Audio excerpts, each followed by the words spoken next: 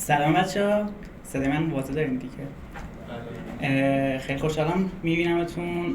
من امیرحسین آقاجری هستم. یه 2 ساله که کافه بازارم الان و امروز قراره براتون راجع به انیمیشن ها حرف بزنم. بعد انیمیشن ها مبحثی که خب خودم خیلی بهش علاقه دارم. اونایی که مثلا منو میشناسن میدونن کلا فیلدی که من خیلی دوست دارم توش کار کنم راجع به انیمیشن ها اینجور چیزاست و امروز هم راجع به همین دیگه بریم شروع کنیم. خب جا داره همین اول آماده بچه‌ها رو بریم و با پاتریک آشناتون کنم. چرا پاتریک؟ قضیه پاتریک اینه که حالا اون تست تلگرامی که گفت من کل اون تست رو با همین استیکر پاتریک داشتم تست می‌کردم. یعنی کل تلگرام و هر چیزی انیمیشن و هر چی دارم با همین جلو رفتم و اسلایدام داره با همین میره جلو. بریم ادامه بدیم. خب اول از همه پاتریک تونه جابجا بشه. حتما اولین انیمیشنی که یاد میگیریم جابجاییه. با ترنسلیت میتونیم هر آبجکتی رو که داریم تو صفحه جابجا کنیم و بعد از اون هم یاد میگیریم تبدیلش کنیم به یه پاتریک غول‌پیکر. اما چیزی که امروز میخوایم راجعش حرف بزنیم خب بدیهیاً اسکیل و ترنسلیت نیست. یه چیزی ماورای اینه که دنبال تانوس افکتی. این چیزی هستش که ما امروز قراره راجعش حرف بزنیم. قضیه کلا از کجا شروع شد؟ چرا اصلا همچین انیمیشنی اومد؟ داستان طبیعتا از همون فیلم اونجرز اومد. تانوس اسمش از روش اصلا همون کاراکتر معروف تانوس که پوت کردن رو اینجا قراره اون افکت رو بریم شبیه سازی کنیم و کلا اینجوری شد که یه سری به من پیام دادن که با تلگرام همچین کانتستی گذاشته و خوبه که بری بررسی کنی و اینا. تهش هم که دیگه علی توی چپترمون گذاشت که همچین پیامی که آقا همچین کانتستی داریم ببینیم شرکت کنیم و منم گفتم بریم ببینیم دیگه ببینیم چی هستش. خب پیام تلگرامو که باز کنیم یه همچین چیزی می‌بینیم.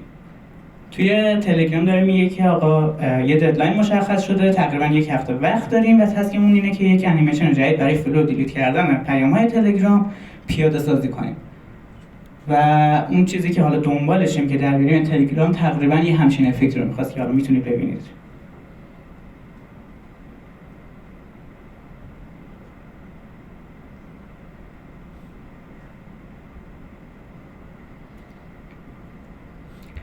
خیلی خوب. یه همچین افکتی رو قراره ما بهش ته این ارائه برسیم و بدونیم چجوری دیزاین میشه، چجوری پیاده سازی میشه. ولی اوورویو بگم قبل از اینکه بخوایم وارد همچین مسئله بشیم باید با یک مباحث اولیه، سری کانسپت‌ها، سری فاندامنتال‌ها آشنا بشیم و اول از همه قراره راجع به فاندامنتال‌هاش حرف بزنیم که تقریباً شاید حتی 1/2 وقت ارائه امروز راجع به این فاندامنتال ها باشه و بعد از اون میریم شروع میکنیم راجع به اینکه چه جوری اصلا همچین مسئله رو باید دیزاین کنیم. یعنی قبل از اینکه وارد پیاده سازی بشیم باید این مسئله دیزاین بشه و بعد از اون هم که دیزاین کردیم با هم دیگه میریم سراغ ایمپلیمنتیشن و یه سری دیزاین هم داخل اون ایمپلیمنتیشن رو داریم و بعد از اینکه ایمپلیمنتیشن اولیه‌مون رو انجام دادیم پرفورمنسش رو قرار بررسی کنیم و اگر وقت بشه کمی راجع به اوپن دی ال ام سیستم ها صحبت می‌کنیم. خیلی خوب. دوست دارم قبل از اینکه کلا بریم جلو بدونم تجربه‌ای داشتیم با کامپلکس انیمیشن و انیمیشن پیچیده‌ای تونستید مثل کلا هر تجربه‌ای با انیمیشن رو دوست دارید شیر کنید با همون یا نه؟ چیزی هست که هست بخواد شیر کنه چیزی؟ اون لاتی رو همه استفاده کردیم. خیلی خوب. بریم شروع کنیم. فاندامنتال ترانسفورمیشن ها با یه سری پراپرتی شروع میشه. کلا پراپرتی ها رو قطعا دیدیم، هممون جاهای مختلف ازشون استفاده کردیم.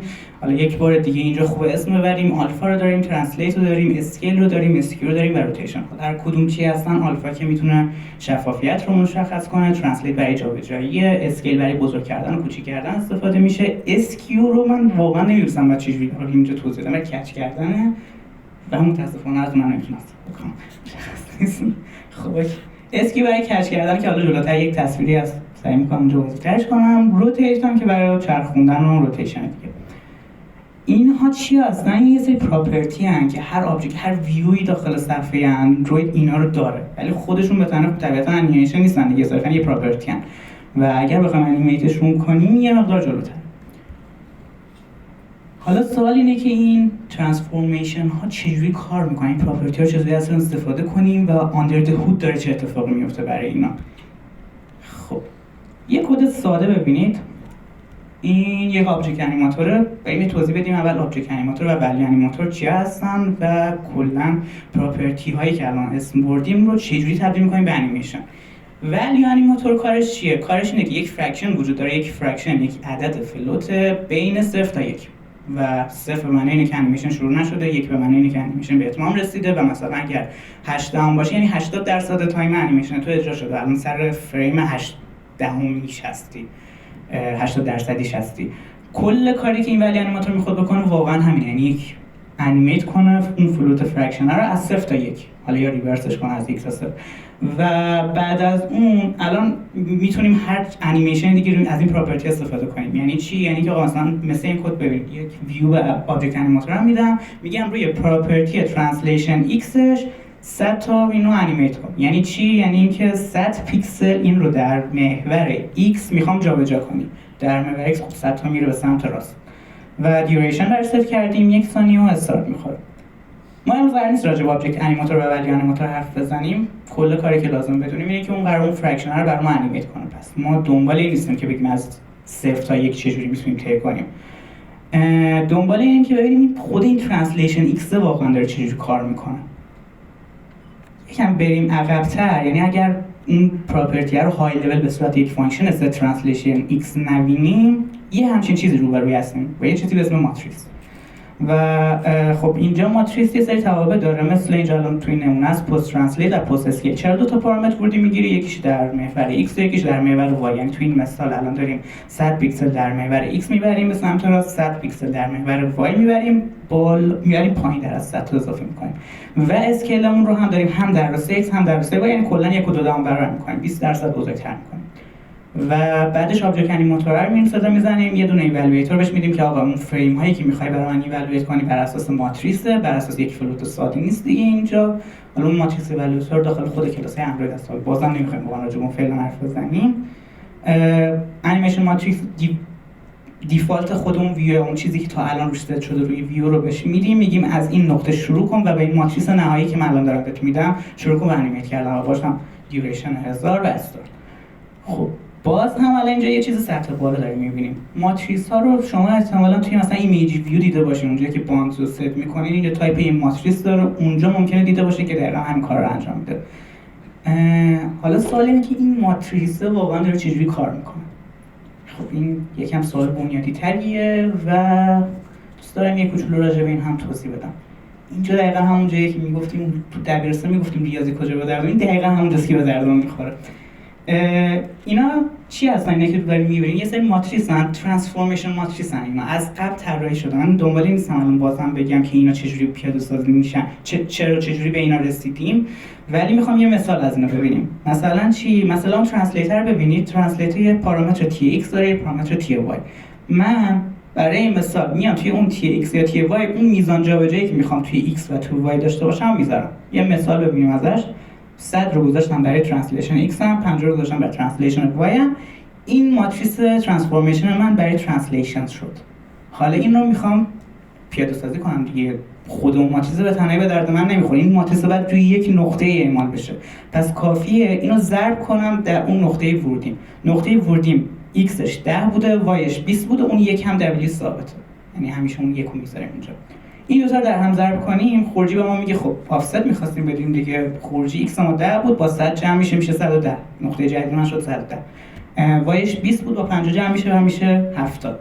برای اسکیل هم یه همچین چیزی رو داریم در کنارش که دقیقاً همین کارو انجام بدیم ضرب میشه.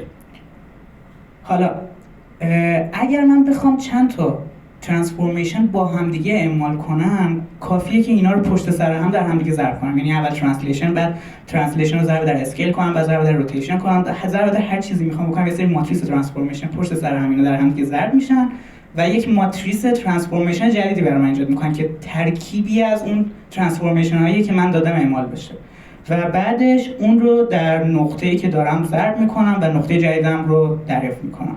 حالا اگر من یک آبجکت، یک ویو رو میخوام توی صفحه این تغییرات رو روش اعمال کنم، بدیهیاً یه نقطه که نیست، چندین نقطه است، ولی ما نیازی نیست رو هر پیکسل این کار رو انجام بدیم.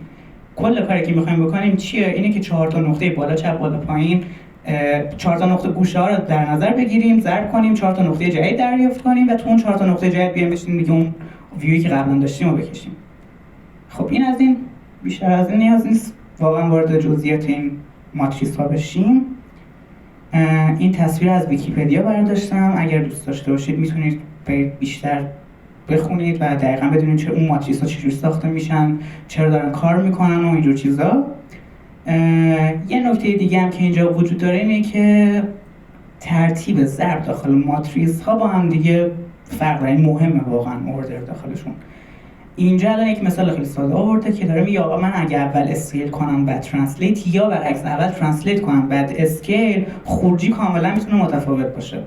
خب از اونجایی که خروجی میتونه متفاوت باشه، پس من توی کلاس اندروید یه سری فانکشن پست دارم، یه سری پری که میگه آقا اینو میخوام من کجا ضرب کنم، اون ماتریس ترنسلیتی که من میخوام بعد بسازم و میخوای بعدش ضرب کنم یا قبلش ضرب کنم. این مهمه اینجا برای من. برای همینه که پست و پری داریم. من دوست داشتم اینو شفاف کنم که چرا پست و پری وجود داره. خب این از این قسمت اولش تموم شد. حالا میخوایم راجع به یک مفهوم کاملا جدید حرف بزنیم به اسم اینترپولاتورز. اینترپولاتورز چیه؟ یه دونه فانکشن، یک فانکشن ریاضیه که یه دونه ورودی میگیره و یه دونه خروجی میده. ورودیش چیه؟ ورودیش همون فرکشنیه که ولی انیمیتور داشت برامون فرکشن رو انیمیت میکرد. خروجیش چیه؟ خروجیش یک مپ میخواد بکنه زمانی که الان داره انیمیشن واقعا هست به اون چیزی که ما میخوایم شبیه سازی کنیم هست. این کجا به دردمون میخوره؟ وقتی که میخوایم خب شتاب مشخص کنیم، نحوه سرعت حرکت رو مشخص کنیم و همچین چیزایی. یه مثال سادهش که لینیر، همون چیزی که ورودی میده رو به عنوان خروجی میدیم، پس اون چیزی که واقعا هست واقعا هم انیمیتش در همون فریم اتفاق میفته. یه حالت دیگه‌ش هم این است. فرض کنید شما بخواید یک شروع حرکت یک ماشین رو شبیه سازی کنید. خب شروع حرکت یک ماشین بدیهیاً با یک سرعت ثابت شروع نشده. باید از سرعت صفر شروع بشه برسه به یک سرعت ثابت و بعدش با اون سرعت ثابت شروع کنه به ادامه دادن. پس اینجا من یه دونه این باید بذارم که از صفر شروع کنه برسه به اون سرعت و بعد ادامه بده. یه حالت دیگه‌اش که این و اوت. یعنی ترکیب این و اوتش رو با هم دیگه میتونیم بذاریم اینجا. و این کجاست؟ اینجا من الان میخوام پایان حتما حرکت ماشین هم در نظر بگیرم. یعنی ماشین هم شروع کرد به حرکت کردن، رسید به یک سرعتی، تا یک تایم با اون سرعت ادامه داد و در نهایت هم شروع کرد به متوقف شدن و سرعتش باید به صفر برسه برای متوقف شدن دیگه. پس این هم یک فانکشن ریاضیاتش اصلا مهم نیست، ولی گذاشتم اینجا باشه و داشته باشیم چجوری داره کار میکنه. اون نمودار شکل کلیش خیلی مهمه. بعد از این هم گل سرسبدشونه که خیلی دوست داشتم، اوورشوت. اوورشوت چه شکلیه؟ اینجوریه که رد میکنه. یعنی من الان انیمیشن رو میگم از 0 تا 1 باشه، اون یک لحظه رد میکنه میرسه به 1 و 2 دهم و بعد برمیگرده عقب. مثل چی؟ مثلا معروفش تو اون انیمیشن رود رانر یا میگ خودمونه. طرف واقعا رد میکنه و حالا باید برگرده عقب. این نحوه کار کردن اینترپولاتور هستش و با این شروع میکنیم به ساخت انیمیشن پیچیده. خب How do we make complex animation؟ چجوری انیمیشن پیچیده میسازیم؟ خب بدیهیاً با اون فاندامنتالایی که حرف زدیم رو استفاده کنیم، راجع به اینترپولاتور حرف زدیم، از اینا استفاده میشن. یک المان سومی هم وجود داره که خیلی کلیدیه. کسی میتونه حدس بزنه اینجا اون المان سوم چی هستش؟ خیلی خوب. المان سوم رندومنس. چرا رندومنس مهمه؟ رندومنس واقعا خیلی مهمه. یعنی از اون دوتای قبلی که من گفتم برای یک چیز کامپلکس مهمتره. چرا؟ چون چیزای قبلی که میدونیم همه چیزای پایه‌ای بودن که اصلا باید باشه، بدون اونها که هیچ کاری نمیتونیم بکنیم.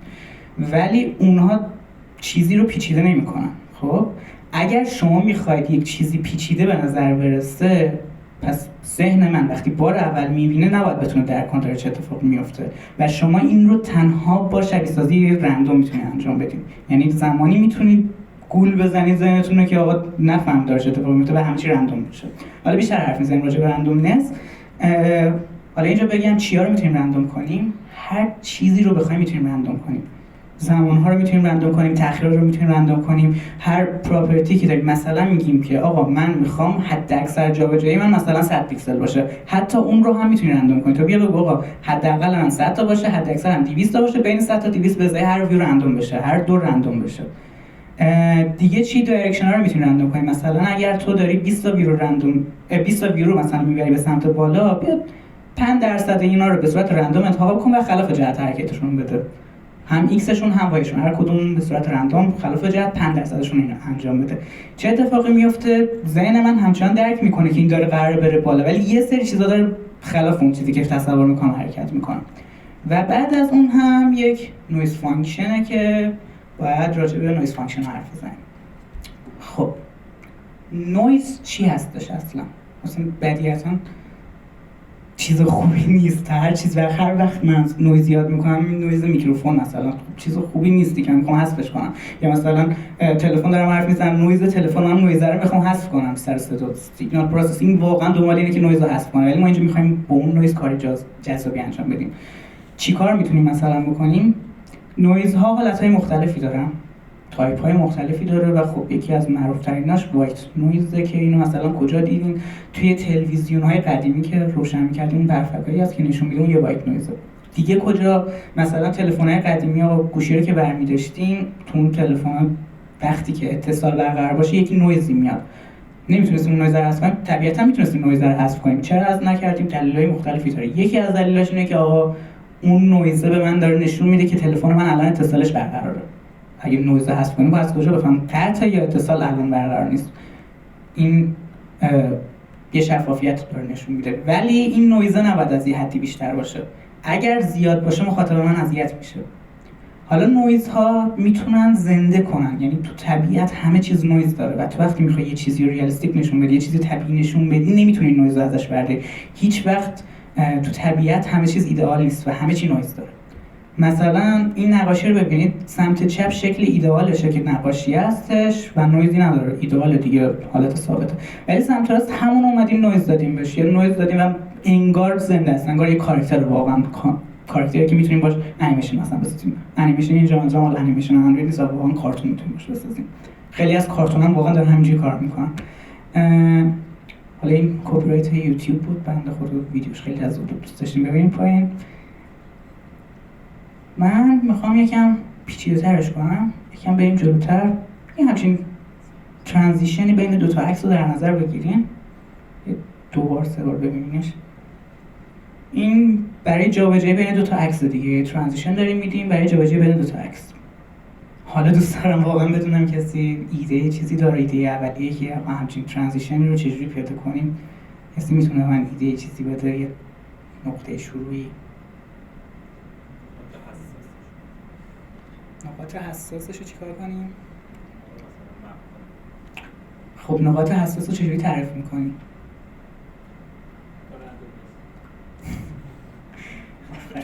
خب من دارم راجع به نویز حرف میزنم، پس الانم احتمالاً باید یه چیز جوابش در راجع به نویز باشه دیگه. خب اینجا قراره با یه تایپ جدیدی از نویز آشنا بشیم.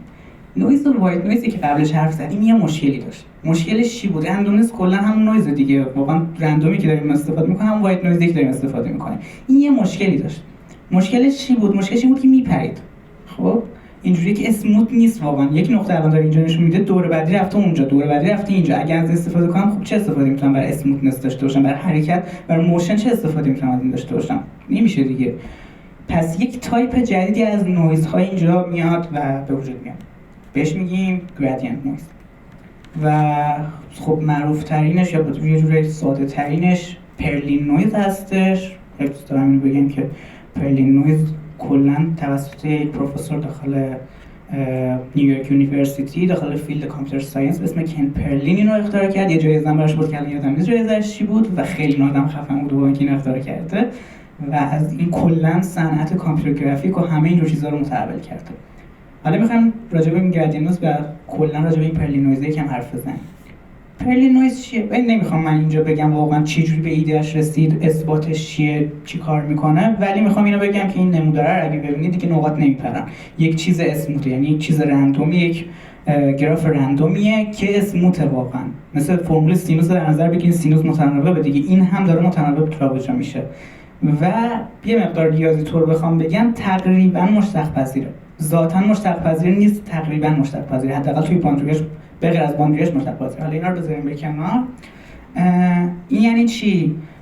نویز فانکشن خب گفتم یک فانکشن ریاضیه، یه سری پارامتر ورودی میگیرن و یه خروجی میدن. خروجیشون چیه؟ خروجیشون معمولاً یک عدد بین -1 تا 1 که حالا تو اینو میتونی مپ کنی به هر اسکیلی که دوست داری. حالا اینجا این گرافی که استفاده شده این دقیقاً همون گراف نویزیه که من باش انیمیشن قبلیه رو ساخته بودم. چه جوری؟ بریم یکم بیشتر حرف بزنیم. خب انیمیشن قبلی تک بعدی که نبود، دو بعدی بود. داشتیم یک تصویر ترانزیشن رو تصویر داشتیم اتفاق میافتاد. پس اولین کاری که می‌کنیم اینه یکم گسترشش میدیم و از یک بعدی وارد دو بعدی میشیم. خب اگه من اینو بخوام دو بعدی کنم چی کار میتونم بکنم؟ یکی از ایده ها اینه که خب یک تصویر n در n پیکسلی دارم، هر پیکسل رو بیام رندوم براش یک عدد جنریت کنم، بین -1 تا 1 در میاد، اون -1 تا 1 رو ببرم تو بازی 0 تا 255 که من یک رنگ گری اسکیل بده و اونو بکنم یک پیکسل هم یک رنگ گری اسکیل اتفاق میفته. و اگه این کارو کنم همون گرافه به شما همچین تصویر رو براتون میسازه. و این تصویر یک نویزه. و این تصویر یک تکسچره به عبارت دیگه. و از این تکسچر شما میتونید استفاده کنید که اون انیمیشن قبلی رو بسازید. چه جوری؟ دو تا عکس داشتن با هم دیگه ترکیب میشدن. خب یه سری جاها داشت زودتر ترکیب میشد. کجاها داشت زودتر ترکیب میشد؟ اون جاهایی که تو این تصویر سیاه‌تره. اون جاهایی که تو این تصویر مشکی‌تره سریعتر همگرا میشه. یعنی وقتی من میخوام دو تا پیکسل رو با هم دیگه ترکیب رنگ کنم، میگم خب پیکسل تصویر اول به اضافه پیکسل تصویر دوم، حالا باید یک فرکشنی رو ایجاد کنم دیگه، مثلا بگم 20% از پیکسل اول، 80% از پیکسل دوم.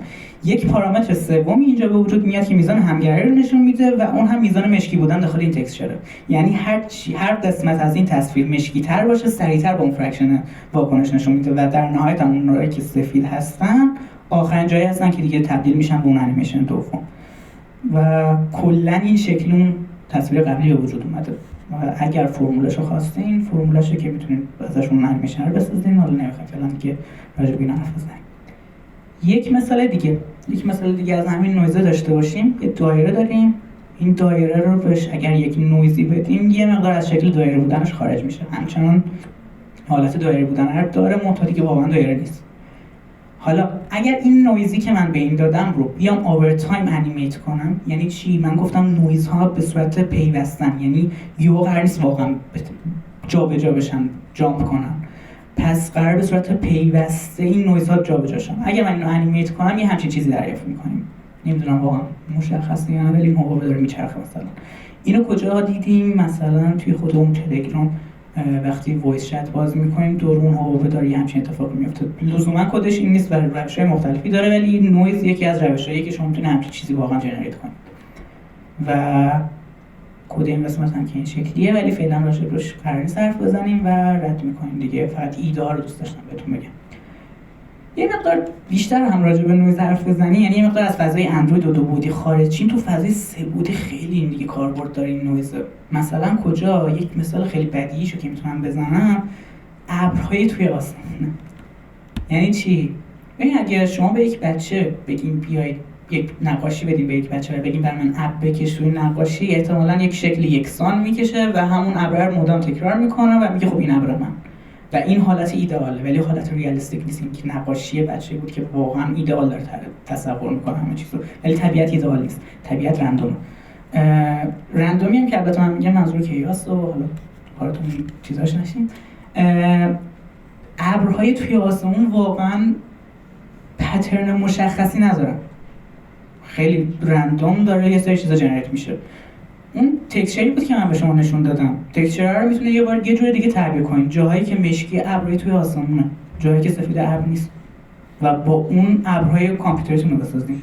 یا اصلا بریم یه جور دیگه تصور کنیم.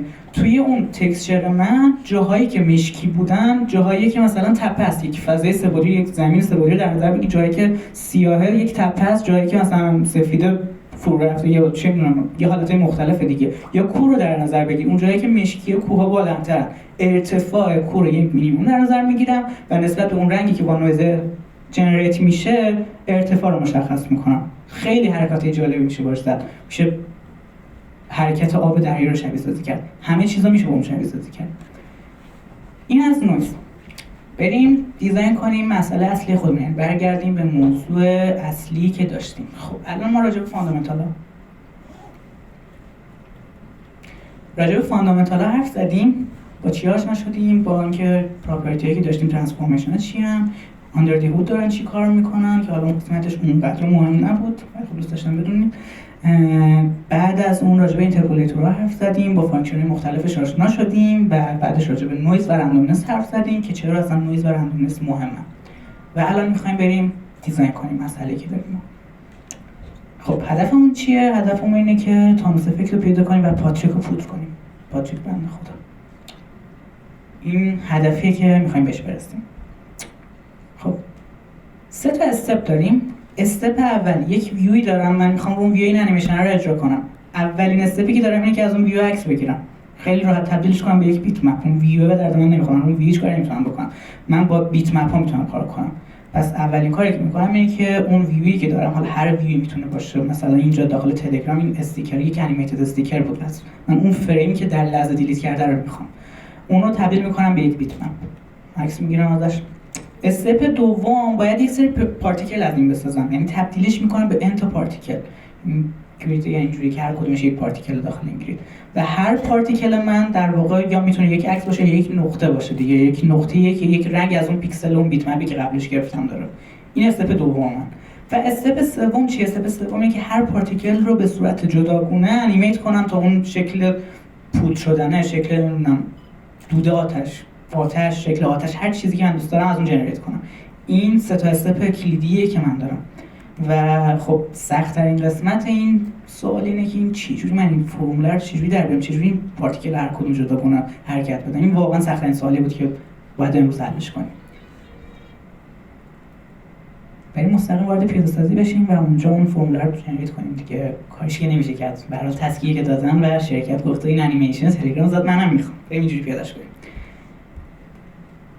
اولین قسمت اینه که من به ازای هر پارتیکلی که دارم یک دیتا کلاس تعریف کنم و بگم خب یه سری مشخصات براش تعریف کنم.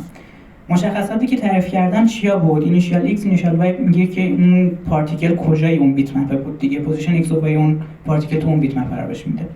کالر میگه آقا اون پارتیکل توی بیت مپ من چه رنگی بود دیگه، یک رنگی طبیعتاً داره تو اون بیت مپ. پیکسل، اون پیکسل چه رنگی بود، رنگ رو بده به من.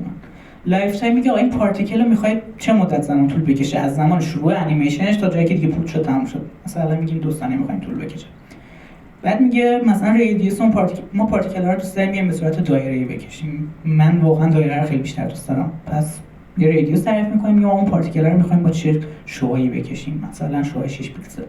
بعد میگه با چه سرعتی میخواین جابجا کنی، مثلا این عدد تعریف کنین. اینو واقعا واحد مشخصی ندارم، اون چیزایی که ما بعداً در ادامه باید تعریف کنیم که این چه معنی میده. یک سری اعداد دارن دیگه، سری پیکسل دارم مثال میزنم، لزوما این اعداد بینی نیست و باشون باید بازی کنیم که اون چیزی که میخوایم در بیاد.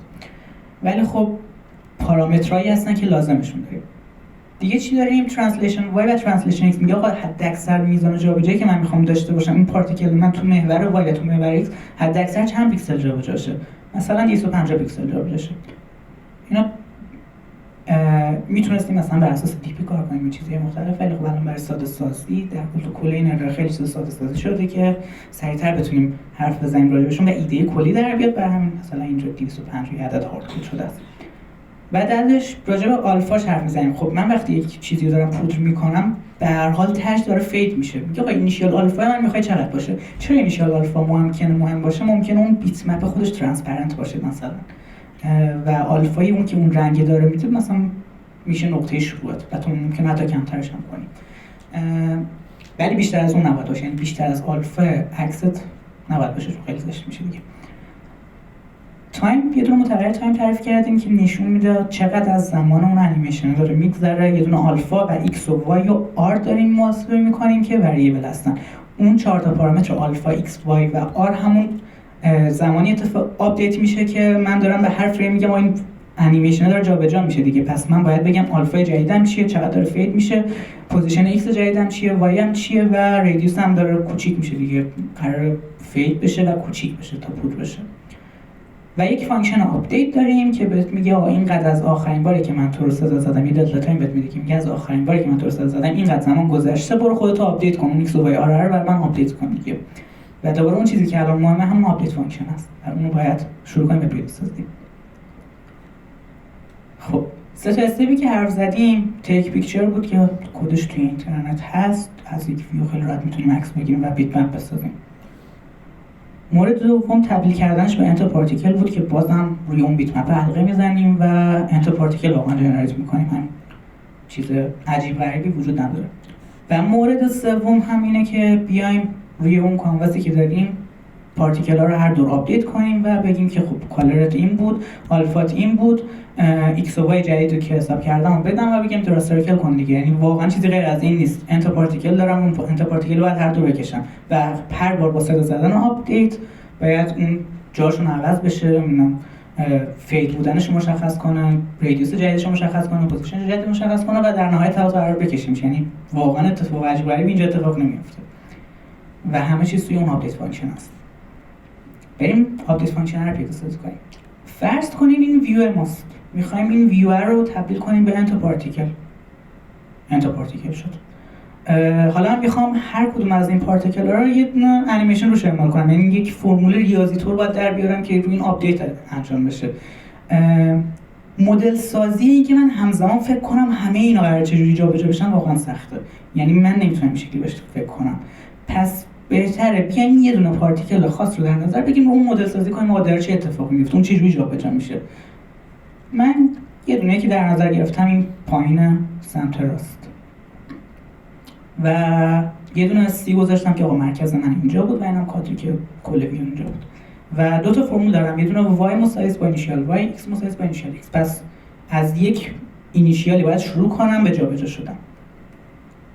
اولین ایده اینه که این نقطه باید چجوری جابجا شه. این نقطه خب یه جابجا باید بشه دیگه، کارش نمیشه که باید جابجا شه.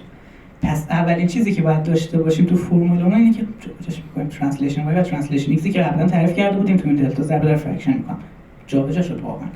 اما سوالی که الان به وجود میاد اینه که اگر اون نقطه پایین سمت راست بود مثلا بالا بود چی؟ باز هم داره میاد پایین. اگر سمت چپ بود چی؟ باز هم داره میره سمت راست. خب این قشنگ نیست دیگه. یعنی من همه نقاطم که قرار نیست در یک جهت جابجا شن همزمان. اصلا رندومنسی چی شد؟ اون جابجایی حرکت قشنگی چی شد؟ حالا فعلا هنوز وارد رندومنس نمیشیم و میخوایم بگیم که کلا این حرکت درست نیست. یعنی همه نقاط من قرار نیست برن سمت راست، پایین سمت راست. پس چجوری باید حرکتشون بدیم؟ اصلا یه سوال دیگه، اصلا همه اون پارتیکل‌ها باید به یک اندازه جابجا شن؟ این دو تا سوالی که باید جوابشون بدیم. خب چجوری این کارو کنیم؟ اولین حرکت اینه که بگیم که من میام مرکز رو به عنوان جاذبه در نظر میگیرم. انگار نقطه جاذبه گرانش من اون مرکز است. پس هر نقطه‌ای که به مرکز نزدیکتره، مرکز داره جاذبه داره دیگه، پس هر نقطه‌ای به مرکز نزدیکتره کمتر میتونه دور شه. جاذبه داره بهش غلبه میکنه و هر نقطه‌ای که دورتره اون بیشتر میتونه جابجا شه. و نقطه مرکزی هم طبق این تعریف من اصلا نمیتونه جابجا شه. نقطه مرکزی واقعا الان طبق این تعریف نمیتونه، چون خود مرکز جاذبه است که گیر افتاده اونجا. و الان اون مسئله‌ای که گفتیم همه نقاط به یک اندازه 90 جابجاشن حل شد، ولی بازم همه نقاط دارن میرن پایین سمت راست. اینو چجوری حل کنیم؟ اینو میتونیم بگیم که نقاط من از مرکز فرار کنن، گریز از مرکز بزنم. یک فرمول گریز از مرکز من تو فیزیک یادتون هست، مثلا اسمش شنیدین یا نه؟ ولی همچین چیزی هست. من میخوام نقاط من از مرکز فرار کنن. یعنی چی؟ نقطه‌ای که پایین سمت راست میخواد باز هم بره پایین سمت راست، اینجوری میتونه سریعتر از مرکز فرار کنه. نقطه‌ای که بالا دقیقاً بالای سر مرکزه چجوری میتونه سریعترین حالت ممکن مرکز فرار کنه که سریع بره بالا، جابجا داخل ایکس نداشته باشه، بره بالا. نقطه‌ای که پایین سمت چپه باز هم باید بیاد پایین سمت چپ، این شکلی میتونه سریعتر از مرکز فرار کنه. اینو اگه ما پیاده کنیم حل میشه. ولی چجوری پیادهش کنیم؟ این شکلی. به این چی میگن؟ این یک فانکشن واقعا توی ریاضیات به اسم ریلیتیو چینج و در واقع یک عدد بین منفی 1 تا 1 به من میده به ازای هر پارتیکل. به ازای هر پارتیکل به من یک عدد بین منفی 1 تا 1 میده که چه معنا داره؟ دو تا معنا داره. یکی این که نشون میده در کدوم جهت باید حرکت کنه، یعنی اگه بین 0 تا منفی 1 باشه باید بره سمت چپ، اگر بین 0 تا 1 باشه باید بره سمت راست. و میزانی که داره به من یاد میکنه یعنی چقدر از مرکز دوره. اونی که 0 دقیقاً رو مرکزه و اونی که حالا هرچی از قدر مطلقش از 0 بیشتر میشه یعنی از مرکز دورتره. پس این فانکشن به من دو تا چیز رو میگه، همین که در کدوم جهت من باید فرار کنم و همین که چه میزان از مرکز دورم. و اگر اینو ضرب در فرکشن هم کنم خیلی راحت اون چیزی که میخواستم انجام شد. مثلا در نظر بگیرین اگر روی وای مثال بزنیم، اونی که بالاست باید بره بالا. اگه بخواد بره بالا یعنی وایش باید کم شه دیگه. تو محور ویو اندروید وای باید کم شه که بره بالا. اگه بالاتر از مرکز باشه یعنی اینیشیال وایش از سنتر وای من کوچیک‌تره، پس این عدد یک عدد منفی میشه و در کل منفی ضرب شدن در اون جابجایی یعنی که باید بره بالا. در واقع یعنی باید کم بشه اون عدد، از باید بره بالا. خب اون دو تا مشکل حل کردیم، تموم شد؟ نه، هنوز یک مسئله دیگه است. x که داره کار خودش میکنه، با همون فرمولایی که انجام دادیم واقعا جابجایی ما در راستای x داره کار خودش رو میکنه. ولی راجع به y نمیتونم این حرف رو بزنم. وقتی یک خاکستری اتفاق میفته هوا میاد و میزنه این پودر رو، حتی اگه بیان پایین یهو هوا میزنه میبره همه رو میبره بالا، پخششون میکنه دیگه. پس من در نهایت درسته اینا میخوام بیان پایین، اولش بیان پایین، ولی در نهایت میخوام بره بالا. یعنی اون نقاطی که داره میاد پایین هم میخوام بره بالا. اگه تو انیمیشن دیده باشین تقریبا انگار این حس بهتون میده که داره میره بالا همه چیز. پس من الان اون نقاطی که گفتم فرق کنه از در مرکز دارن میان پایین دیگه، اینا رو من باید ببرم بالا، یه جوری باید ببرم بالا. چه جوری؟ اصلا به چه شکل؟ خطی باید بره بالا یا خب نه خطی نمیخوام بره بالا، یه حالت موج طور میخوام اتفاق بیفته. وقتی من میگم یه حالت این شکلی میخوام اتفاق بیفته یعنی اینکه یک فانکشن تابع 2 دارم دیگه، فرمولای فانکشن تابع 2x تو این شکلیه دیگه، یا تابع زوج توان زوج. پس من باید ببرمش بالا. ببرم بالا یعنی منهای یه چیز شه. وای وقتی میخواد بره بالا یعنی باید منهای یه چیز شه. منهای یک چیز توان 2 شه. اینا چجوری فرم میکنیم؟ خیلی راحت. منهای فرکشن ضرب در ولوسیتی و توان 2 پارامتر ولوسیتی به خاطر این تعریف کردیم. و یک بحثی که دیگه هم اینجا وجود داره اینه که ولوسیتی هر عددی میتونه باشه، هر چیزی میتونه باشه. تقریبا میتونه گفت هم آره هم نه، یعنی یک باندری داره. صفر که نباید باشه، از صفر باید بیشتر باشه. وقتی میخواین انیمیشن کار کنه از صفر باید بیشتر شه.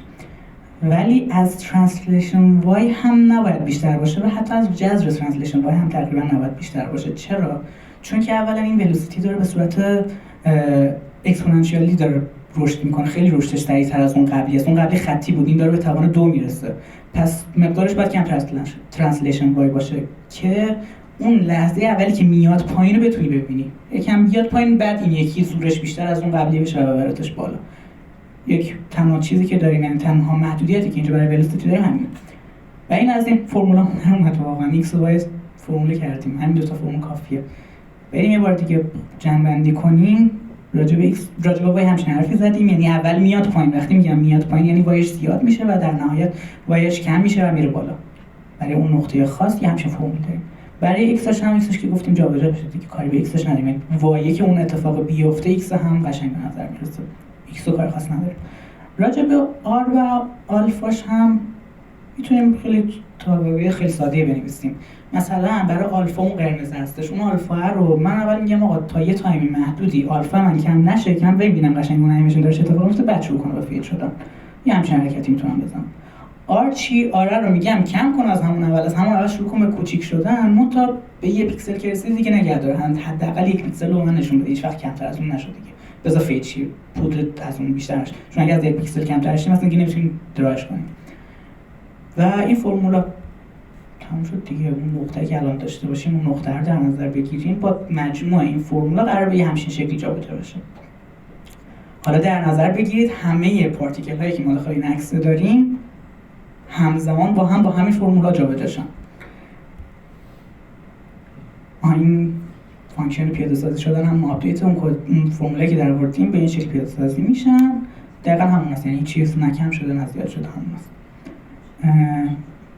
فرکشن فقط اینجا چجوری حساب شده؟ تایمی که تا الان گذشته تقسیم بر لایف تایم میکنیم و میگیم که فرکشن ما الان چقدره.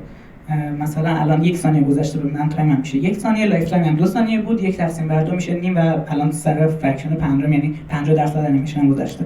و اگه فرکشن من بزرگتر از 1 بود کلا دیگه آپدیتی وجود نداره دیگه، انیمیشن تموم شده. این از این.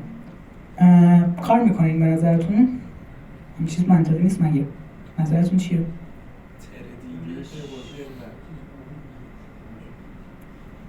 تریدینگ؟ راجع به پرفورمنس میخوای حرف بزنی؟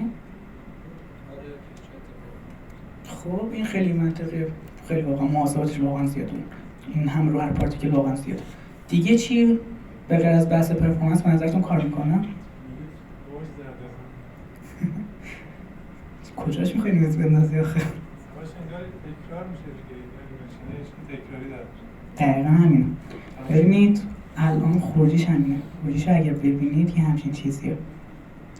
من کاملا میتونم درک کنم داره چجوری اتفاق میفته. یعنی همه چیز برای من منطقیه. این هیچ چیز پیچیده‌ای داخلش وجود نداره. داره پارتیکل میره بالا دیگه، یکم بزرگ میشه میره بالا. هیچ واقعا پیچیدگی توی این وجود نداره. پس اون انیمیشن تلگرام چرا پیچیده بود؟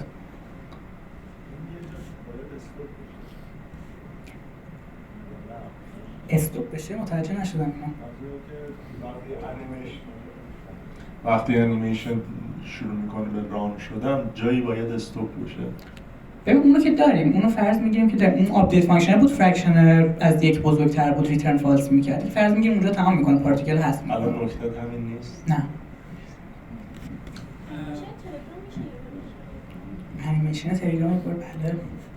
اون چیزی که قرار تاش بهش برسیم، اینجا اسلاید چند بود که یه همچین چیزی بود.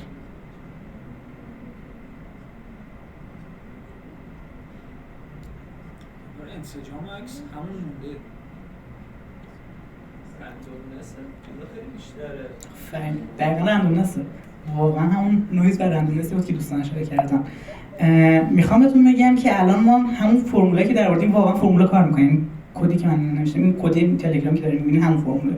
خروجی همون فرموله است. منتها تقریبا همون فرموله است. منتها اینجا بودیم اسلایدمون. منتها الان رندومنسی اصلا داخلش نیست. همه چیز داره منطقی جلو میره. وقتی همه چیز منطقی جلو میره، همه چیز هم خروجی منطقی. خروجی پیچیده نیست. خروجی پیچیده میشه که من نتونم داخلش منطق پیدا کنم. واقعا اینجوریه. بریم جلوتر، رندومنس بهش اضافه کنیم. چجوری رندومنس اضافه کنیم؟ خیلی راحت. اون دیتا کلاسی بود که اون اول تعریف کردیم. یا اون پارامترایی که تعریف کردیم همش رو رندوم کنیم. یک حد پایینی در نظر میگیرن و یک حد بالایی در نظر میگیرن و بین اینا به هر کدومش رندوم یک عدد جنریت میکنم و اینجا الان ماکسیمم جابجاییم رندوم شد، لایف تایم هر پارتیکل هم رندوم شد، اینیشیال ریدیوس هر پارتیکل هم رندوم شد، بین حالا یک بازه سرعت هر کدوم رندوم شد. آلفا هم حتی اومدم گفتم مینیمم اون آلفا رنگ است، منتها بعد از اون طرف هم دوباره رندوم کردم یه مقدارش، یعنی یه مقدار کمتر از اون چیزی که واقعا ممکن وجود داشته باشه از هم نقل کردم. و توی فانکشن آپدیت هم اون کدای آپدیتی که نوشتیم به نویس فانکشن اضافه کردم و اون آره پایینی که داریم منفی 1 و 1 و 1 و 1 داره دایرکشن رو رندوم میکنه. یعنی 25% از اون نقاط به صورت رندوم دارن خلاف جهت حرکت میکنن و همه چیز رندوم شد. یعنی هر پارامتری که من داخل این انیمیشن داشتم همه رو بهش رندومنس اضافه کردم. کدوما رندوم نداره؟ اینیشیال ایکس، اینیشیال وای و کالر. تنها چیزایی که رندوم ندارن همین سه تا موند و هیچ تغییر دیگه ندادن دیگه و خروجی رو الان می‌بینید این شکلی میشه. با یک رندومنس میتونیم به همچین چیزی برسیم. خب این از این. آیا اینجا تموم شد کارمون؟ تموم شد اینجا. تونستیم برسیم به جوابی که می‌خواستیم.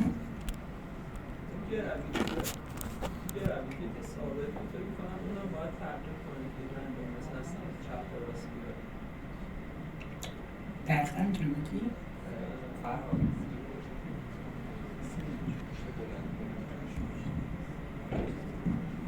توی اسلاید قبلی یه دونه گراویتی داشتیم که گفتیم ثابت در وسط اونجوزه.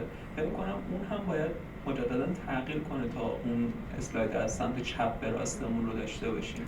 ببین اون چیزا رو میگی، اسلاید افکتر رو میگی. اونو من جهت ساده سازی کلا حذف کردم از داره، ولی شکلی که خودم پیاده سازی کرده بودم این بود که میومدم یه لینیر خطی مینداختم راجع به اینکه اون پارتیکلی که داره اتفاق میفته الان تو کدوم لاینه و یک لاین دیوریشن و لاین اسکیل و اینجور چیزا. اون رندومنس به لاین هم اضافه کردم، منتها جهت ساده سازی اونو حذف کرده بودم، ولی تو خروجی برای قشنگی همچنان گذاشته بودمش. آره خیلی نکته دقیقه اشاره کردم که حالا کد دقیقش هم بعدا میتونید برید ببینید که اون داره چجوری پیاده سازی میشه. خب حالا بجز این تموم شد به نظرتون؟ یعنی اون خروجی قبلی رو دیدیم دیگه. خروجی قبلی این دقیقاً همون چیزی بود که دنبالش بودیم، ولی این دقیقاً همون خروجی بود که دنبالش بودیم. منتها اون چیزی که اونم میفرستیم خیلی راتون خیلی ساده بود. آره آفرین. پرفورمنسش رو سپر هم اشاره کرد قبلش، دقیقاً پرفورمنس موند. من دارم روی این همه پارتیکل دارم روی سی پی محاسبه انجام میدم. گرافیک خیلی وحشتناکه همچین چیزی. و فرض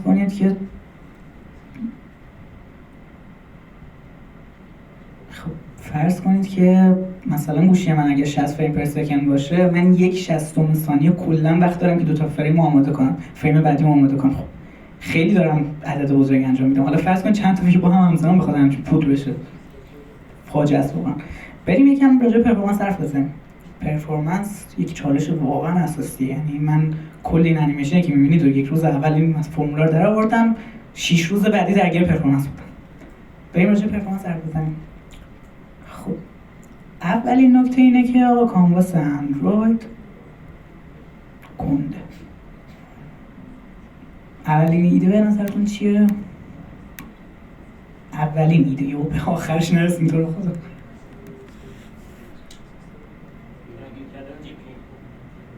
تو خدا به آخرش نرسی. خب آفرین، یک جواب منتها اولین ایدم برای اینجا نبود. اولین ایدم اینجا این بود که از تکسچر ویو سرفیس ویو استفاده کنیم. خب بازم کانواس داره، منتها تریدینگش حداقل جدا میکنه، یکم بهتر میشه.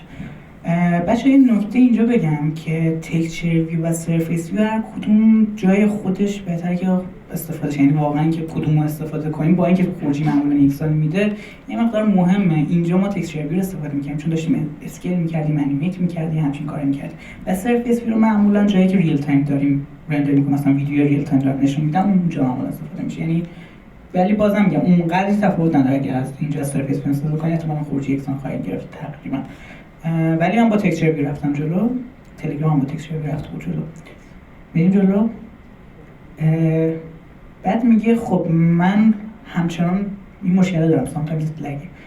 بعد تکنیک بعدی اینه، حالا که رفتم از تکسچر ویو استفاده کردم، از سرفیس ویو استفاده کردم، تریدینگی که میتونستم رندر کنم جدا میشه. تریدم دیگه اون مین ترید نیست، واقعا یک ترید جدا داره به من میده، یک کانواس داخل یک ترید جدا به من میده. پس الان میتونم یک حرکتی به اسم تایم تیونینگ بزنم. این اسمش خودم گذاشتم، نمیدونم اسمش چیه واقعا. ولی این حرکت چیه؟ این کد رو ببینید کدش، ولی نمیخوام واقعا الان به کد درگیر شیم. بذار اینجوری توضیح بدم. شما یک مینیمم تایمی دارین که بخواین رندر کنید. فریم اول رو بریم به فریم دوم. مینیمم تایم چی میشه؟ مثلا اگر رفرش ریت صفحه من 60 هرتزه، پس من اگر بتونم سریعتر از 1/60 ثانیه فریم بعدی ما آماده کنم، خیلی عالیه ها، واقعا عالیه. ولی به دردم نمیخوره. فرض کنید که مثلا من 10 تا فریم میتونم داخل 1/60 ثانیه رندر کنم. خب 9 تا فریم میخوام میس بشه، به خاطر سرعت زیادم داره میس میشه، پس این خوب نیست.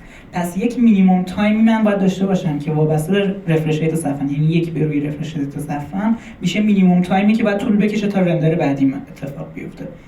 اما مینیمم تایم معمولا چالش نیست، چیزی که واقعا هیچ وقت درگیرش نمیشه. یعنی ما مشکلمون اینه که پرفورمنسمون بده، نه که پرفورمنسمون خیلی خوبه. و مشکل بعدی چیه؟ مشکل بعدی اون ماکسیمم دلتا تایم است. ماکسیمومه یعنی که آقا من میام تعریف میکنم، میگم حد اکثر 3 تا فریم مثلا بتونه میس بشه، بیشتر از این دیگه میس نشه. خب تو حد اکثر مثلا 4 برابر اون مینیمومی که در نظر گرفتم و در نظر بگیر، بیشتر از اون شد نرو جلو. دلتا تایمر رو میام محدود میکنم. حالا چه اتفاقی میفته؟ همچنان لگه هست ها، منتها لگه اسموته. خب لگه رو دارم. فرض کنیم من الان انیمیشنم شروع میشه، یهو لگ میزنم، خب اون وسط گیر میکنم. اگر این حرکت رو انجام ندم، اتفاقی که میفته 1 ثانیه بعد اوکی میشه، گوشیم پرفورمنسش برمیگرده، ولی انیمیشن رفته بود جلو دیگه. یهو 1 ثانیه انیمیشن میپره، یا از اینجا پریدم رفتم اونجا. اتفاقی که میفته همچین چیزیه. یعنی اون 1 ثانیه که گوشی من کند بود، انیمیشن جلو رفته دیگه، فانکشن ها آپدیت شدن، فرمولا آپدیت شدن و رفت جلو دیگه، ولی یهو از ادامهشو دارم. اون پرشر رو من میخوام حذف کنم و میگم اگر گوشی من 1 ثانیه هنگ کرد، حد اکثر فرض کنم 4 فریم رفت جلو، بعد از 1 ثانیه برگشت دوباره از همونجا ادامه بدم. این کاریه که اینجا داخل تایم تیون داریم انجام میدیم. جواب میده برای یه سری گوشی، یعنی یه سری وقتا اینه که یه لگه کوچیک داریم، اونا رو واقعا حل میکنه. منتها بازم ممکنه به مشکل بخوریم، مثل این اسموت داره میره جلو، منتها واقعا لگ میزنه. خب فریم فریز میشه، اون که نمیتونه حل کنه، فقط جابجایی داره حل میکنه. اینو چیکار کنیم؟ ایده بعدی اینه که اسکیپ مور پیکسلز. یکی از دوستان اینجا گفت، نمیدونم کی بود، ولی واقعا اینجا اسکیپ مور پیکسلز دیگه، ریدیوس رو بزرگتر کن، پارتیکلاتو کم کن و پارتیکلای کمتری رو انیمیت بده. این هم یکی از روش‌هاست. ولی خروجی این همچین چیزی میشه اگر بخوام دقت رو ببرم بالا، دیگه دقتش میاد پایین. لگ نداره، سریع، ولی خب دقت اون چیزی که من می‌خواستم اون نداره دیگه. واقعا من دنبال این نیستم، دنبال یه چیز خیلی خفن‌تر بودم. حالا چیکار کنم؟ بله بفرمایید. میتونیم یه گریدی در نظر بگیریم، مثلا هر 10 تا پیکسل با یه سری فاصله واسه اینا رو همه رو با یه سری مقدار جابجا کنیم، مثلا 10 تا نقطه در نظر بگیریم، اینا همشون انیمیشنشون یکی باشه، محاسبه جدایی براشون نداشته باشه، تو فاصله زیاد به چشم نمیاد اصلا.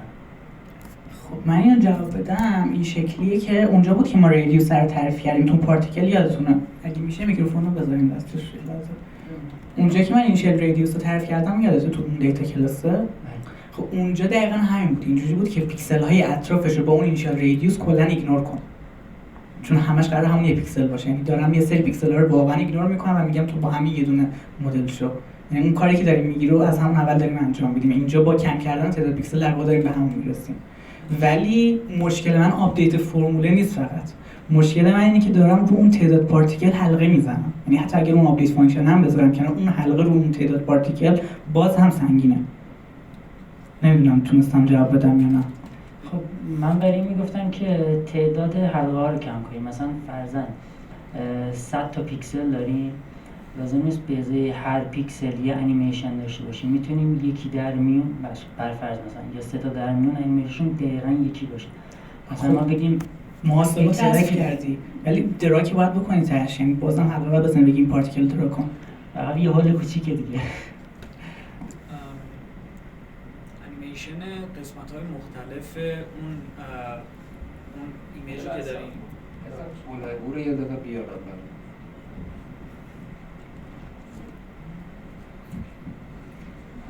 انیمیشن پارتیکل های مختلف ایمیجی که داریم به هم دیگه وابسته نیستن. ما نیاز نداریم که برای پیکسل مثلا شماره 5 منتظر انیمیشن پیکسل شماره 2 بمونیم. پس چرا نمیایم به عنوان مثال کل تصویرمون رو 5 قسمت کنیم و قسمت‌های مختلف رو بدیم به مثلا 5 ترد مختلف و اون تردا محاسبات رو انجام بدن، همه فریم جدید رو تولید کنن و همه رو به نتیجه برسونن.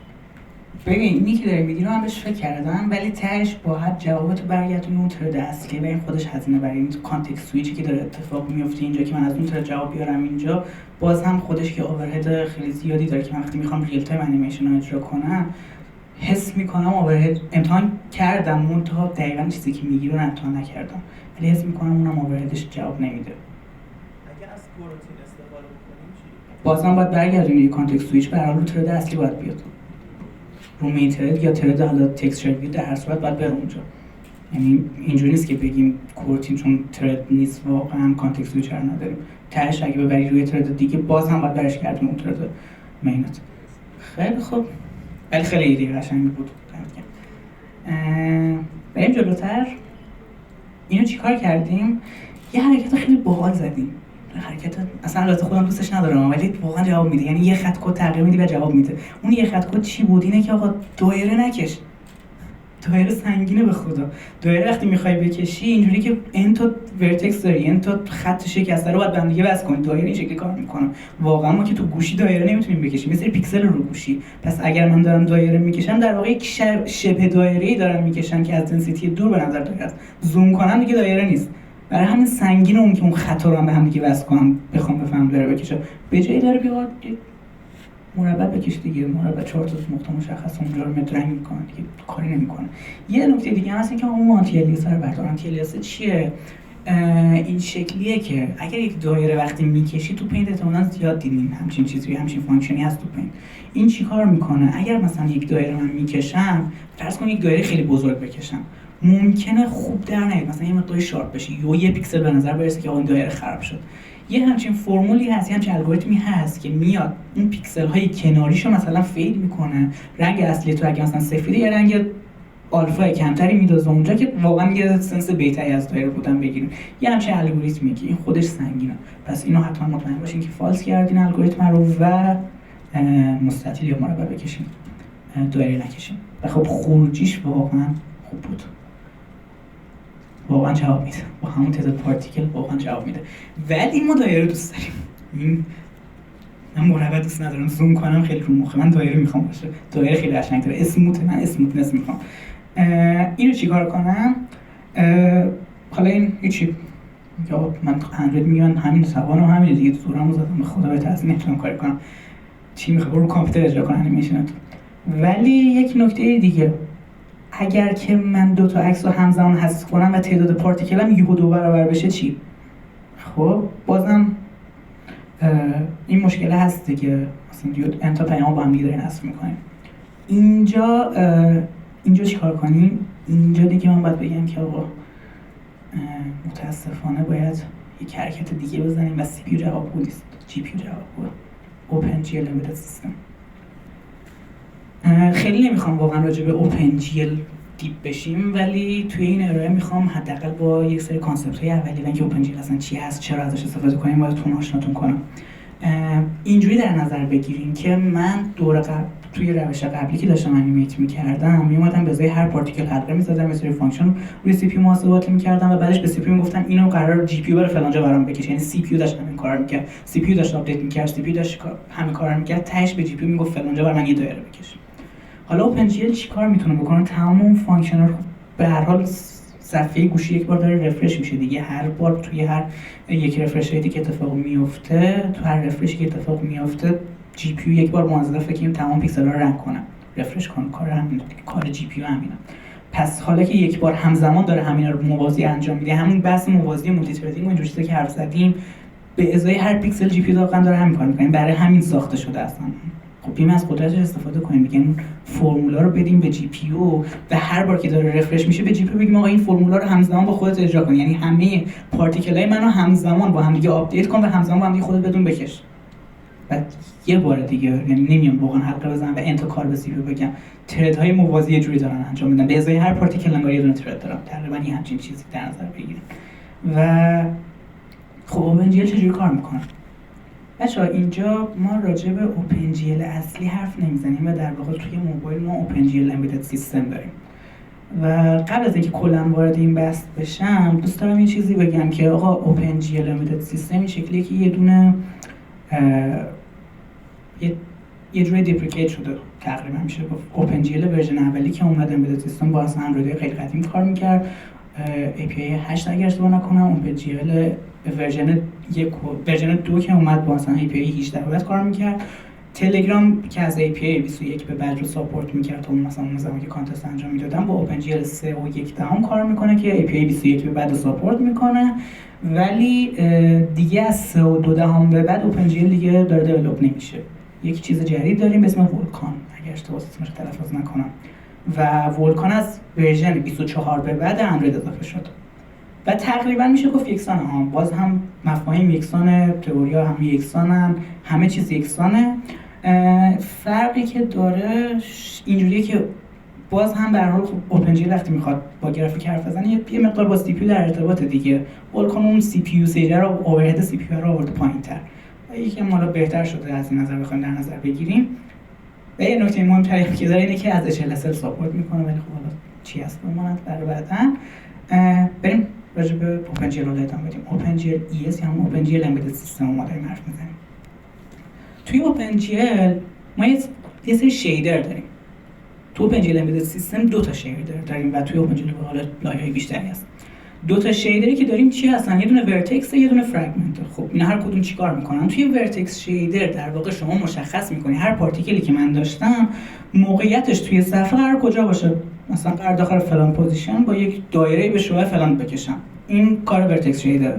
فرگمنت شیدر چی کار میکنه؟ فرگمنت شیدر رندر میکنه. خب من الان اگه بگم یک دایره در فلان پوزیشن x و y با شوهای r بکش، این کارش ورتکس که بره x و y رو مشخص کنه، اون فرمولایی که در آوردیم محاسبه کنه، r رو حساب کنه و بده به فرگمنت. حالا من هر دایره‌ای که میکشم یه پیکسل که نیست، ترکیبی از یک چند تا پیکسل میشه دیگه. فرگمنت دوباره میاد میگه هر پیکسل این نقطه الان برای چه رنگی باشه و رنگش رو مثلا اونجا رندرینگ و اینا رو مشخص میکنه. خیلی خلاصه که گفته باشم همچین چیزی، یعنی دو تا چیز داریم، توی ورتکس میم پوزیشن ها رو مشخص میکنیم، توی فرگمنت میم رندر میکنیم. و اگر کداش هم بخوایم ببینیم یه همچین چیزیه. یه نکته خیلی کوچولو اگه هم بخوام بگم توی GLSL متاسفانه رندوم نداریم. اون تابع رندومی که توی سی پی یو بود اینجا وجود نداره. چند تا راه حل مختلف هست. یکی اینکه مثلا یک فانکشن رندوم این شکلی برای خودتون جنریت کنید، میتونید بدید چت جی پی تی براتون جنریت کنه. یا فرمولای نویزی که گفتم اون اول پرلین نویز مثلا برین کدشو در بیارین بذارین اینجا استفاده کنید. یا یه روش دیگه هم که هست اینه که تو سی پی یو همون اول که پارتیکولار رو می‌سازید واقعا عدد رندوم جنریت کنید براش بدین به جی پی یو. این هم یک روشه و هر کدوم راحتین دیگه. و این کدای اوپن جی ال یکم وصل کردنش داستان داره و برای همین نمیخوایم واقعا راجع به اینکه چجوری وصل میشه حرف بزنیم. اگر دوست دارین راجع به اوپن جی ال بدونید، من قبلا راجع به بیسیکش 4-5 تا مقاله نوشتم، میتونید از اونجا برید داخل مدیوم بخونید و با مقدماتش آشنا بشید که چجوری کار میکنه و بعد از اون من برای جی ال یاد بگیرید. این از این. یه نکته که هست این بود که من گفتم من دایره دوست دارم. بچه‌ها اسلایدر رو براتون میذارم، ترجیح نیست عکس بگیرید. یه نکته که هست اینه که من گفتم دایره دوست دارم. خب توی جی ال اس ال هم من میخوام دایره بکشم. واقعا حیفم اومد این نکته رو نگم اینجا. همچنان اگر من بخوام واقعا تو اون ورتکسه بود، تو اون ورتکسه که من داشتم پوزیشن رو مشخص می‌کردم، درست نیست من بیام بگم که دایره بکش. اگه بخوام بگم تو اون ورتکس دایره بکش، باید انتر اس مشخص کنم، بگم اینا رو هم دیگه وصل کن تا شبیه دایره بشه. دوباره همون کاری که داشتیم داخل قسمت قبلی می‌کردیم و خب واقعا پرفورمنسش خوب نیست. یه کار دیگه می‌کنیم. تو ورتکس فرض می‌کنیم ما می‌خوایم مربع بکشیم. خب ما یه مربع می‌خوایم با سایز فلان بکشیم، در فلان جا پوزیشن سنتر مثلا میدیم، مشخص می‌کنیم.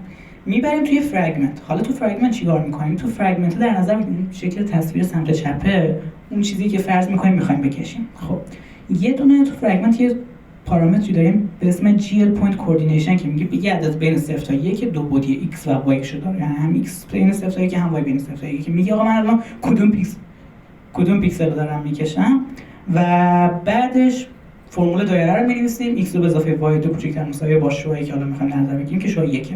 یه نکته که هست اینه که باید اون کوردینیشنی که داشتیم رو تبدیل کنیم به بازه منفی 1 تا 1 که با ضرب در 2 ضرب در اون منهای 1 میتونیم تبدیلش کنیم به اون بازه و تنها کاری که می‌خوایم بکنیم اینه که به اون فرگمنت شیدر اون بگیم نقاطی که خارج از دایره هستن، یعنی فرمول x2 به اضافه y دو بزرگتر از اون شعاع که 1 به توان 2، اونا رو دیسکارد کن، اونا رو دنگ نکن. کل کاری که می‌کنیم همینه. یعنی واقعا این حرکت دیگه قرار نیست بزنیم. این جواب میده برای دیمنشن کوچیک و پارتیکل ما هم کوچیک هستن.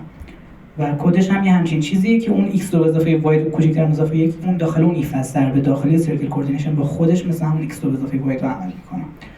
و این از این تموم شد. اون چیزی که می‌خواستیم واقعا رو تلگرام پیاده‌سازی کردم و خروجش همچین چیزی شد که میتونید یه بار بهتون نشون دادم دوباره ببینید واقعا همون فرمولاست و همین خروجی رو دریافت کردیم. یه حرکتی هم که برای حذف چند تا پیام من اونجا زده بودم که چند تا پیام با من حذف شده تو این ویدیو نیست، اومدم از ریسایکل ریویو گرفتم که می‌خوایم چند تا آیتم حذف شه، به ازای هر آیتم من دارم یک ولیو میام در نظر میگیرم، میگم آقا چقدر از پرفورمنس من قراره کم کنه، یک کاست در نظر میگیرم و به ازای هر ویویی که قراره حذف شه یک کاست بهش میدم و وقتی که میخوام حذف کنم یک پیامیو چک میکنم چند نفر تو صفحه حذف شدن هستن و متناسب با اون سایزی که داخل صفحه هستن میزان پارتیکلامو مثلا مشخص میکنم. یه حرکتی که مثلا برای حذف چند تا پیام زده بودم این شکلی بود. و این از این کدش روی کامپوز هم جواب میده. کتابخونه‌شو نوشتم، همین چیزی که الان رو دادم هم نسخه کامپوزش هست، هم اوپن جی الش هست و همین که روی کامپوزش چجوری کار کنه همشو به صورت 3 تا ماژول مختلف 3-4 تا ماژول مختلف گذاشتم، میتونید استفاده کنید. و دیگه بخشید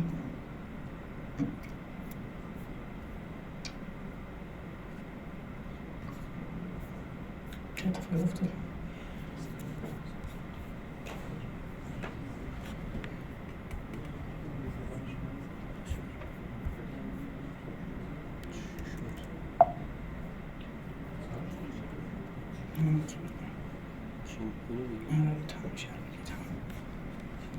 خب این از این.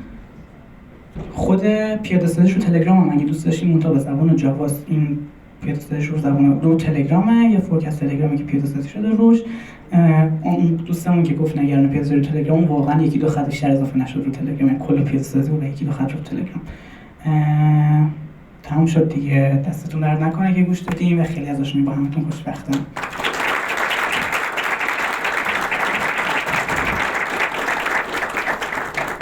سوال یادم بچه‌ها اگر سوالی کسی داره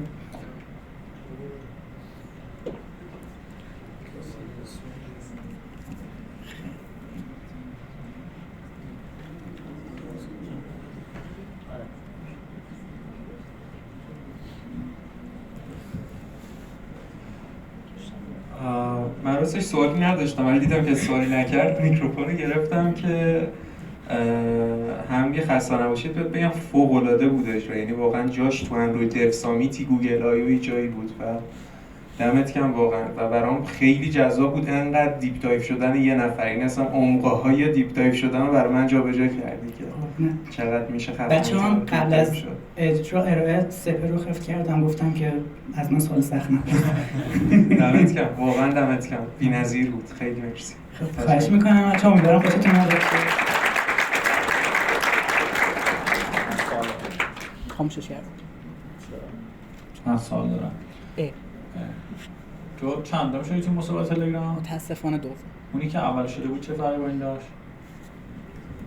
ببینید اولیه دو تا روش بود. یکی این که من با اوپن جی ال پیاده کردم، اون یکی کلا با شیدر رفته بود جلو شیدری که توی بیت مپ های خود اندروید داریم و کلا فاز پیاده سازیش متفاوت بود.